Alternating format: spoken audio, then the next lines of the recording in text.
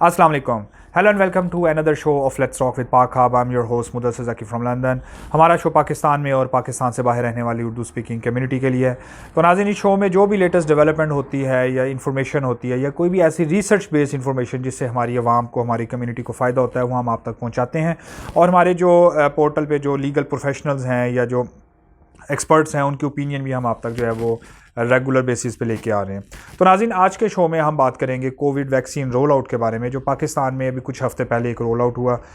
हम सबको पता है कि 2019 में एक वायरस कोविड-19 जो कहा जाता है कि वुहान सिटी से, जो चाइना का एक शहर है, वहाँ से आया, 2020 में पूरी दुनिया में फैल गया। पहला लॉकडाउन हुआ, उसके बाद 2020 में दूसरा लॉकडाउन भी हुआ, फिर तीसरा लॉकडाउन भी हुआ।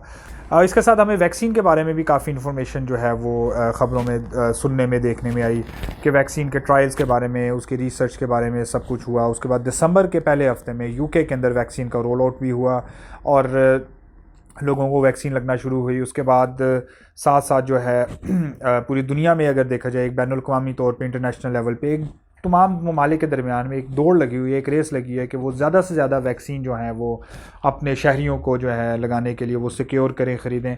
तो इसी ज़िम्मन में पाकिस्तान में भी वैक्सीन का जो अमल शुरू हुआ कुछ हफ़्ते पहले, और पाकिस्तान में भी वैक्सीन आई डिफरेंट ममालिक से। तो हमने सोचा कि इस वक्त हम, जो कि पाकिस्तान में वैक्सीन का अमल शुरू हो चुका है, तो ज़ाहिर है लोगों के ज़हनों में कुछ क्वेश्चन होंगे, कुछ सवालात हैं, कुछ ख़दशात हैं, जो सोशल मीडिया पे अगर आप रिसर्च करें आपको पता लगेगा, आपको यूट्यूब की वीडियोस में और डिफरेंट प्लेटफॉर्म्स पे आपको इस वक्त लोगों के जो क्वेश्चंस हैं या जो बेचैनी है वो नज़र आ रही है। तो हमने सोचा कि इन्हीं क्वेश्चंस को मद्देनज़र रखते हुए क्यों ना हम एक सीरीज़ बनाएं पाक हब के इस प्लेटफॉर्म पे, यूट्यूब के चैनल पे, और उस सीरीज़ में हम जो हैं इन डिफरेंट क्वेश्चंस जो हैं, सवालात हैं, ख़दशात हैं, उनके जवाब आपके सामने आसान ज़ुबान में लाएँ। और इसी टॉपिक को डिस्कस करने के लिए, सवालात को डिस्कस करने के लिए जो है हमें ज्वाइन किया है पाकिस्तान से डॉक्टर माहा ने, कराची से। उनसे हम बात करेंगे। मगर प्रोग्राम में आगे बढ़ने से पहले हम आपको याद दहानी कराते चलें कि अगर अभी तक आपने हमारा चैनल सब्सक्राइब नहीं किया ये यूट्यूब का, तो आप हमारे यूट्यूब पर जाएं, लेट्स टॉक विद पाक आपको सर्च करें, चैनल को सब्सक्राइब करें, बेल आइकन पे क्लिक करें, ताकि जो भी लेटेस्ट इन्फॉर्मेशन है, अपडेट्स हैं, वो आप तक जल्द अज जल्द पहुँच रहें। तो नाज़रीन, अभी प्रोग्राम को आगे लेके चलते हैं, मिलते हैं डॉक्टर माहा से। जी अस्सलाम वालेकुम डॉक्टर माहा, सबसे पहले तो आपका बहुत बहुत शुक्रिया, आपने हमें अपने कीमती वक्त में से टाइम दे के जो है वो ज्वाइन किया। अस्सलाम वालेकुम। वालेकुम सलाम मुदस्सिर। मैं आपका बहुत शुक्रिया अदा करना चाहूँगी। सबसे पहली बात ये कि आपका बहुत शुक्रिया कि आपके चैनल के तवज्जुह से मैं जितने भी पाकिस्तानी हूँ उनसे, और वो पाकिस्तानी जो अपने मुल्क से बाहर हैं, अपने प्यारे वतन से बाहर हैं, मैं उन तक अपनी बात पहुँचा सकूँगी। तो सबसे बड़ा शुक्रिया था आपका कि आपने मुझे ये मौका दिया। बिल्कुल। बहुत शुक्रिया डॉक्टर माहा। तो सबसे पहले आप अपना इंट्रोडक्शन करवा दें कि आप कहाँ से और कौन बात कर रही हैं और आप क्या करती हैं। मुदस्सिर, मैं डॉक्टर माहा हूँ, और जो है मेरी स्पेशलाइजेशन जो है वो रिहेबिलिटेशन में ही है। रिहेबिलिटेट करना, ठीक है। मैं अपना खुद का एक फेसबुक चैनल चलाती हूँ, जिसमें मैं लोगों में आगाही देती हूँ, अवेयरनेस फैलाती हूँ, ठीक है। क्योंकि बहुत सारे लोगों को बहुत सारी कंफ्यूजन होती है और लोग नहीं पूछ पा रहे होते, नहीं बात कर पा रहे होते इस बारे में। तो जब मैंने ये चीज थोड़ी सी रियलाइज की, तो मैंने कहा क्यों ना ये इनिशिएटिव मैं स्टार्ट करूं, कि I started doing small videos, थोड़ी सी किसी भी चीज के बारे में जहाँ पे लोगों को ज्यादा इंफॉर्मेशन नहीं है, जानकारी नहीं है, कुछ ऐसे टॉपिक्स हैं जिस पर लोग परेशान होते हैं बात करने के लिए या नहीं पूछ पाते वो सवाल। तो मैं एक अपनी वीडियो के अंदर एक छोटा सा ऐसा सेगमेंट रखती हूँ जिसमें मैं लोगों को उस बारे में आगाही दे सकूं। इस वक्त चूंकि हम ये वैक्सीन रोल आउट के बारे में बात करेंगे, पूरी दुनिया में इस वक्त एक रेस लगी हुई है कि वैक्सीन को वो सिक्योर कर रहे हैं, उसके बाद जैब जो है वो लगा रहे हैं। पाकिस्तान में भी इस वक्त जो है वैक्सीनेशन का अमल शुरू हो चुका है, मगर हमारे पाकिस्तानी कम्युनिटी के अंदर, खासतौर पर पाकिस्तान के अंदर, अजीबोगरीब किस्म की जो है वो बातें चल रही हैं कि जी ये इसमें कोई ये जी गवर्नमेंट जो है एमी बस लगी हुई है, इमरान खान की गवर्नमेंट कंट्रोल कर रही है, या अजीबोगरीब किस्म की बातें।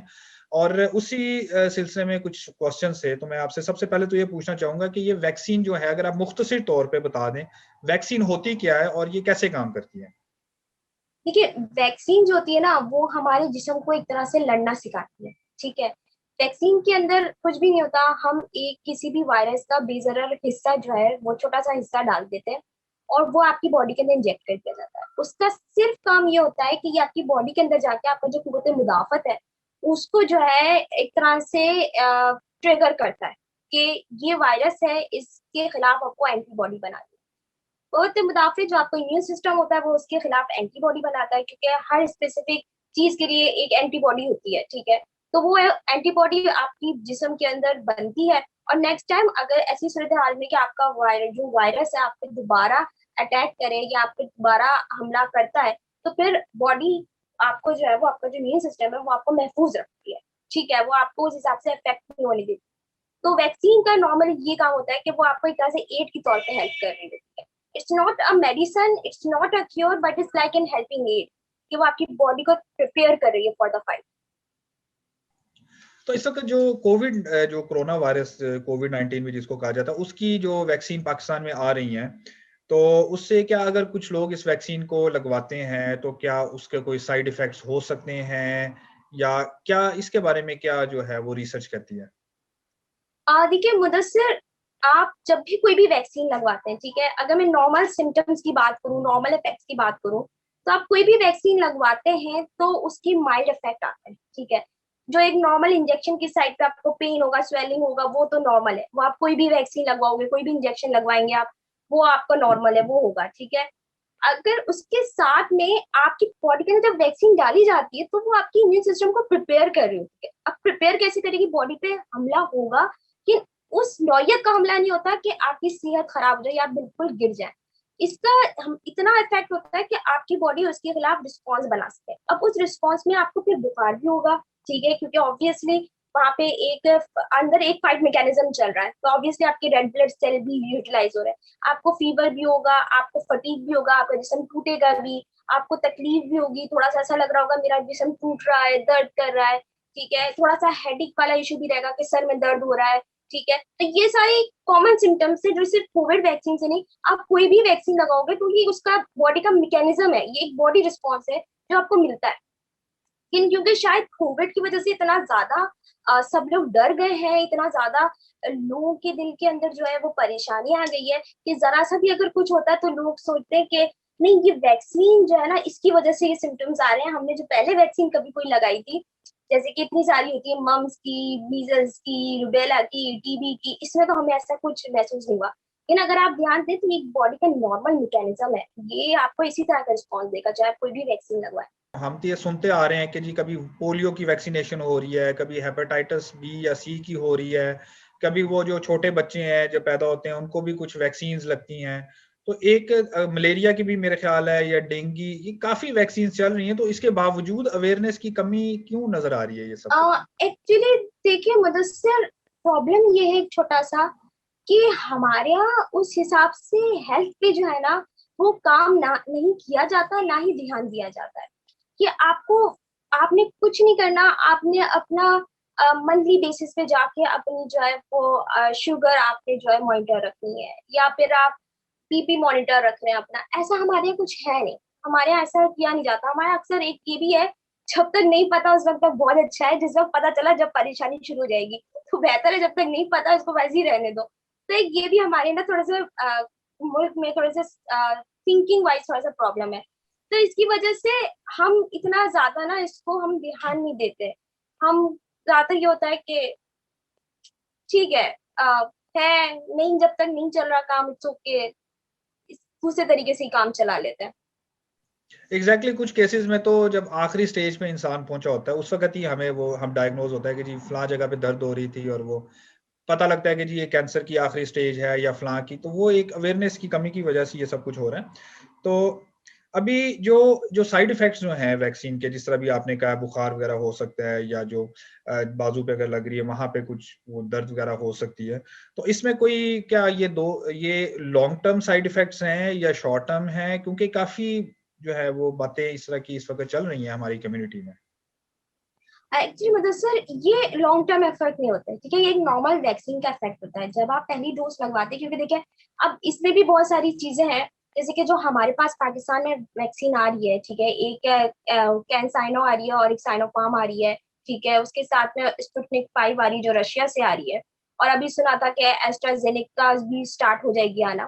یہ ساری جو ویکسینز ہیں اس کی 2 ڈوزز لگتی ہے, ٹھیک ہے. اب یہ ڈوز اسی لیے ہوتی ہے, پہلی ڈوز آپ کی باڈی کو پریپیئر کرتی ہے, تو جب پہلی ڈوز لگے گی تو آبویسلی آپ کی باڈی کے اندر رسپانس آئے گا, آپ کی باڈی کے اندر فیور آئے گا, पहले दिन भी आ सकता है, उसके 1-2 दिन बाद लगने के बाद भी हो सकता है. डिपेंड करता है आपकी बॉडी किस तरीके से कितनी जल्दी रिस्पॉन्ड कर रही है टू द वायरस जो आपकी बॉडी के अंदर जो है, जो वैक्सीन आपकी बॉडी के अंदर इंजेक्ट की है. वो 1-2 दिन तक सिम्टम्स रहते हैं एंड देन वो सबसाइड हो जाते हैं. दूसरी डोज लगने में 21 डेज का गैप होता है, तो ये 21 डेज से पहले ही सबसाइड हो जाते हैं.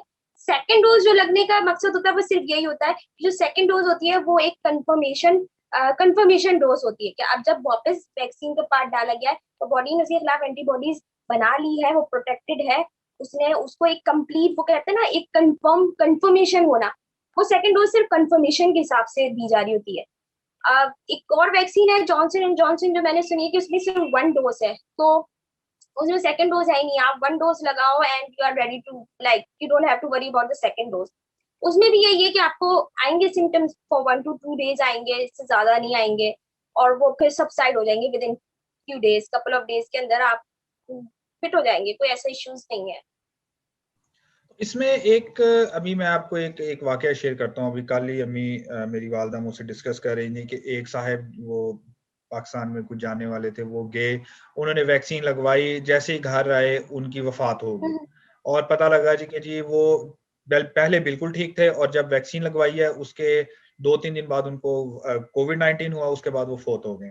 तो इसमें यानी कि ये इस तरह कुछ को रिलेट कर सकते हैं वैक्सीन के साइड इफेक्ट्स को या वैक्सीन के असर को, क्योंकि वहां पे वैक्सीन लगी है, 2-4 दिन बाद उनको कोरोना वायरस हो गया. एक होता है हमारे पास, देखिए पहली बात एज फैक्टर बहुत रिलेट कर रहा होता है कि उनकी एज क्या थी, ठीक है. दूसरी चीज ये कि हम वैक्सीन लगवाने जा रहे हैं कि हम लोग कोई टेस्ट नहीं करवा रहे. मेरे ख्याल से कि एक जनरल टेस्ट एक होना चाहिए कि ठीक है आपका PCR का टेस्ट होना चाहिए कि पता चले नहीं ऐसा तो नहीं आप ऑलरेडी कोविड है, कोविड से सफर्ड है मतलब, और आप एसिम्प्टोमेटिक, आप सिम्टम नहीं दिखा रहे. बहुत सारे लोगों के अंदर टेंडेंसी होती है तो वो सिम्टम्स नहीं दिखाते कि वो अफेक्टेड होते हैं कोविड से, वो इजीली दूसरों को लगा सकते हैं कि उनको कुछ महसूस या कोई फर्क महसूस नहीं हो रहा होता. तो अब ये वाली चीजें हम लोगों ने रूल आउट नहीं की है, ठीक है. मे बी पॉसिबल उनको कोई एलर्जिक रिएक्शंस हो, वो किसी चीज से एलर्जिक हो, ठीक है, कोई और इनको सिस्टमेटिक इशू हो जिसका पता ही ना हो. तो सिर्फ ये कहना कि वैक्सीन की वजह से डेथ हुई वो नहीं, हम कुछ नहीं कर सकते. बट पॉसिबिलिटी चांसेस है कि may be he would be like वो पहले से कोविड अफेक्टेड हो, ठीक है, और सिम्टम्स नहीं दे रहे हो, और ही वेंट देयर और उन्होंने सिर्फ वैक्सीनेट अपने आप को करवा दिया. आप वैक्सीनेशन तो करवा लिया, लेकिन मसला ये है कि आपने बॉडी में आपके ऑलरेडी वायरस था, फिर आपने एक उसका इनएक्टिव फॉर्म भी वायरस का अपने जिस्म में डाल दिया. बॉडी की जो इम्यून सिस्टम है वो कंफ्यूज हो गई, मैंने करना क्या है, इसको देखूं उसको देखूं, दोनों बहन भाई हैं, ये वही है नहीं है, क्या करना है. मे भी हो सकता है कि वो उसकी वजह से वो एक सीवियर कॉज कर गया एकदम से, जो उनको कोविड उस वक्त सिम्टम्स नहीं आ रहे थे, क्या पता वैक्सीन लगने के बाद वो चीज, क्योंकि वो एसिम्प्टोमेटिक थे, एकदम से उनके सिम्टम्स बाहर आ गए, क्या पता अंदर से हो रहा था थोड़ा बहुत, वो उस चीज को नजरअंदाज कर रहा हो. तो मतलब अगर 100 में कोई एक ऐसा केस आ जाता तो यू कैन नॉट से कि वैक्सीन का इशू है, देयर कुड बी अदर को रिलेट कुछ प्रॉब्लम होगा कि जहाँ पे the cause was death, but not from the vaccine. सिर्फ एक वैक्सीन की वजह से, क्योंकि वैक्सीन में इतनी पावर नहीं होती कि आपको वो कोविड करवा दे या फिर आपकी बिल्कुल डेथ हो जाए, क्योंकि वैक्सीनेशन का जो मेन गोल रखा गया वो रखा ही 2 चीजों पे, एक तो prevent hospitalisation and second is death. जब वो 2 ही चीजों को देख के वैक्सीनेशन बनाई गई है, तो फिर अगर लोग मरना शुरू हो जाए तो I think vaccine plan was literally flop. तो ऐसा वो सीन नहीं है. इसमें ये भी तो हो सकता है कि वो ठीक हों और जब उन्होंने वहां पे वैक्सीन लगवाई है पाकिस्तान में, वहां से उनको कोविड का जो है वो अटैक, कोविड वायरस लगा उनको, और उसके बाद जो वो फिर उसके बाद उनकी जो डेथ हुई है, ये भी तो हो सकता है ना. वैक्सीनेशन के बाद जो है ना आपको कोविड का अगर अटैक लगना थोड़ा मुश्किल है, ठीक है. इसलिए मुश्किल है क्योंकि आप जिस जगह पे अगर वैक्सीनेशन के लिए जा रहे हो, they are already following SOPs, ठीक है.